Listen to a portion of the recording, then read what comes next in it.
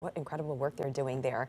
Okay, Josh, I wonder if some of the crops that are thirsty, did they get a little bit of rain overnight? I remember you said last night there was this chance. A very slim chance. We have that same slim chance again tonight, but not everybody saw it. Okay. I would say maybe a tree or two was able to pick up All the on other it. plants are still thirsty, essentially. They're jealous, yeah, in desperate need of the moisture to become a little bit more widespread. Unfortunately, that's not in sight for us, but what is a potential, even this evening, is sights like this. Lightning lighting up the skies over downtown Portland early this morning, right around 2:30 or so. Just a very small isolated cell started to develop out over the Camas area, tracked its way further to the south over the Columbia River, eventually ending up right here in downtown Portland before it started to fizzle out. So some great lightning shots out there, but you'll notice very isolated in who saw the rain earlier this morning. Just a couple of 1/100ths of an inch out towards Vancouver, PDX, just the same for the Hood River area and out towards Astoria, as today's sunshine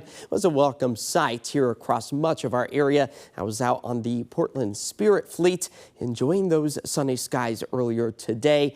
And that sunshine and the high humidity that we have been feeling likely going to be a rinse and repeat scenario tomorrow. As many of us are climbing back up into the upper 80s at this hour. Beautiful sunset currently in the works. You can see some of those thunderstorm clouds starting to drift their way over the West Hills as our temperatures are in the upper 80s, expected to fall back into the 70s. And eventually those skies will clear as we move our way through the rest of this evening. Radar showing that we are picking up on a few of those lightning strikes out towards Washington County right now.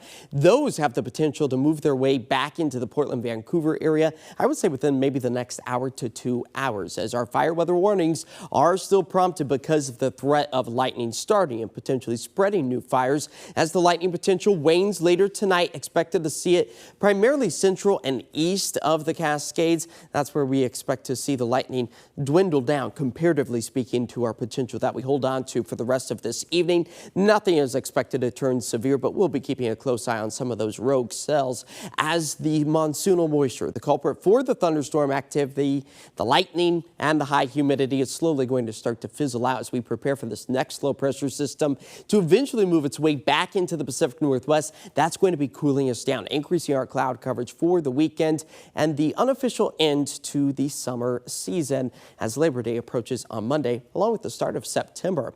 Nice views, but some hazy conditions out over the high terrain of the Cascades as our air quality has improved compared to where we were at this time yesterday, falling back to the moderate category for many of us. But a southwesterly breeze, that's going to start to pick up tomorrow, helping to push all of that wildfire smoke further off to the central eastern sections of the Pacific Northwest. And that's going to be a trend we carry over into the weekend. But there you go. A few of those cells potentially rolling their way into the northern Willamette Valley by about 10, 11 o'clock tonight. A very real potential for maybe a bolt of lightning or rumble of thunder. Still a possibility this evening as those drier but cloudy skies once again return for the start of the day. More sunshine, higher heat. That's going to carry us not only into Thursday, but Friday as well. Then we start to prepare for the cooler and cloudier start to our weekend. But you'll notice with the very slim chance for an isolated raindrop or two tonight, a lot of goose eggs for us here across the Pacific Northwest. Now I've gone ahead, I've put just a raindrop or two potential. Again, that window from about now to 11 o'clock this evening as those temperatures slide back